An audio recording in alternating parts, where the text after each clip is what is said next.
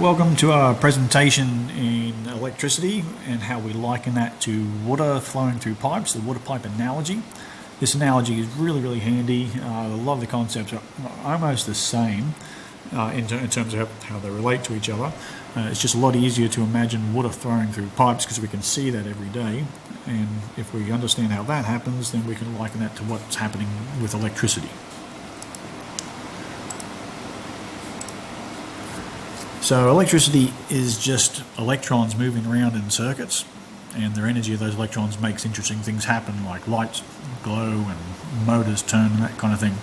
The analogy is water flowing through pipes, and that water can push against paddle wheels, for example, and make them move.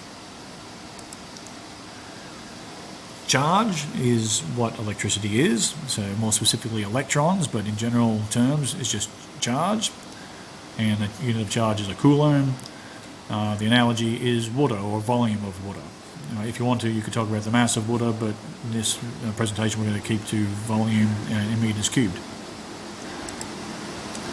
A conductor is something which carries the flow of charge, electricity moving around, and the pipe is the analogy of that. It carries water. Water flows through it.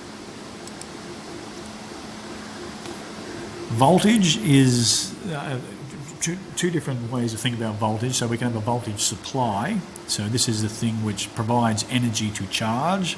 So a battery is which provides energy to electrons, makes them move around, and the energy of electrons then make other things happen.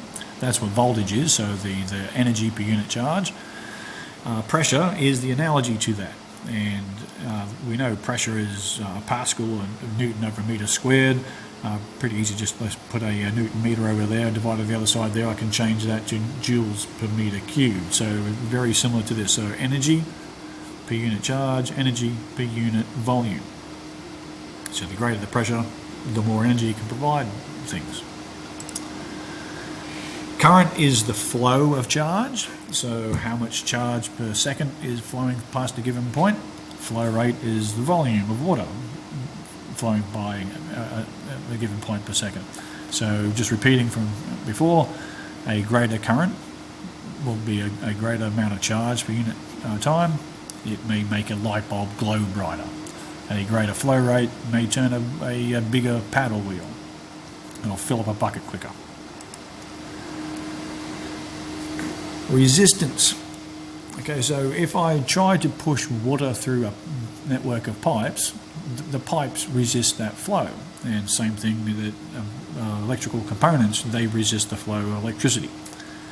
So if I'm just talking about pipes, then if I have a really wide pipe, it's a bit easier to push water through it than it is to push water through a narrow pipe. So a constricted pipe constricts the flow, it takes more pressure to push that through. Same thing with resistance. If I have a big resistor, it takes more voltage to push a certain amount of current to pass through it. So conductance is the exact inverse of resistance. So it is 1 divided by the resistor, or divided by the resistance. And the unit, we can have Siemens or we can have Mohs, they're the same thing. In pipes, we might liken this to the openness of the pipe, by how much it allows, how easily it allows water to flow through. And just repeating, the wider it is, the easier it is to push water through. And it's, if given a certain pressure, the openness says, okay, well, given a certain pressure, how much water is allowed to flow through. And conductance is the same thing. So given a certain resistance over here and a certain pressure applied to it, how much current is allowed to go through. Let's stick with resistance for a while here, and look at this analysis. We're only going to talk about resistance anyway. It's just very handy to remember that conductance or openness is the inverse of that resistance. If I get one of those length of pipes and I add another one to it, well, I've doubled the length, I've doubled the resistance to the flow. I've just added that resistance together. So likewise, with the electrical analogy there, the electrical part of it, if I doubled up my resistors, put one after another in this so-called series connection, then I've just doubled the overall total resistance. So adding these resistors together, I'm progressively reducing the amount of flow which is going to flow through a network given a certain pressure there. Remembering that pressure is what pushes water through pipes, and voltage is what pushes charge through wires and other components. And if I just take a bit of time just to break those two components up again, if water is to flow through this pipe, then I have to push it through. Okay, if there's no resistance, then no worries. But this is always resisting the flow, so I have to keep some constant pressure on that to push the water through. So this pressure is bigger than this pressure is bigger than this pressure to make all the flow through. Likewise with the electricity, the resistors there, this voltage is bigger than this voltage, which is bigger than this voltage to keep that current flowing through. If I have a perfect pipe which provides no resistance to the flow, or a perfect conductor which provides no resistance to its current, then I don't need that voltage anymore. So it's like pushing a hockey puck on ice. It flows really, really quick and easy. So push it once, it just goes really nice and easy. But wherever there is going to be some resistance, I need to have a pressure gradient through that. And there needs to be more pressure on one side to push the water through, more voltage to push the current through. Conductors like copper wires, they're such good conductors compared to all the other components we connect to them, that we will normally say, hey, let's just pretend that's a perfect conductor. So we don't take into account the resistance of conductors when we're doing an analysis on those things. And likewise, if I have a really big pipe with all this mountain of water around it, then I can pretend that that's a perfect pipe, and then I'll have to look at the small constrictions in that pipe to do any analysis on it. So here is a water tank. Why do we have water tanks? Well, the higher we put a tank up, then the more pressure I get down there. If you look around wherever water reservoirs are, any tanks, then they come from the main reservoir. They can sometimes pump them up to a tank up on some hill somewhere, and then use gravity to feed that back down to the town. The higher that water level is, the greater that pressure is going to be. So here's a bit more of a schematic view of that water tank. There's a certain water level, it's a certain height, it provides a certain pressure, or has a certain available pressure, so a potential pressure, if you like, to make water flow somewhere. This is likened to the voltage, so this is like a battery, so that level there represents 12 volts if it's a car battery. If I connect a pipe to it, that is, if I connect a resistor to my battery and allow electricity to flow, then it will flow. Now, depending on how high that level is, if that's really high, then I'm going to get a greater flow rate. So the higher that is, the greater the flow rate. So if I, in time, allow that to go down, okay, so as the water drains, the water level flows decreases, means the pressure decreases with it and the flow rate decreases. Exactly the same as a battery. So if I have a 12 volt battery and I put a resistor on there and it is running some car lights overnight, it's slowly but surely draining the energy from that battery, and the voltage decreases and the flow rate, the current decreases with it. That light on that is going to get dimmer and dimmer and dimmer. Now let's just top up that battery, recharge the battery, or top up the water level, and let's put a bigger pipe on that. So what happens with the bigger pipe? The bigger pipe is going to allow a hell of a lot more water to flow through it, so much greater current, much greater flow rate, and it's going to drain a lot quicker. And the same thing, so if I have a short circuit on my car battery, it drains the battery really, really quickly. And let's just top up our battery again, top up our water tank, and put 2 pipes back on it. So the pipe on the right over here, and let's just pretend that we're going to keep this level constant. So let's say the tank is so big compared to the flow which is coming out of it, that for all intents and purposes it maintains its particular height. So that is, the pressure stays the same as the water is flowing out of there. A bit unrealistic for that particular picture, but we can imagine that. So the pipe on the right here is narrower than the pipe on the left, so it represents a larger resistance.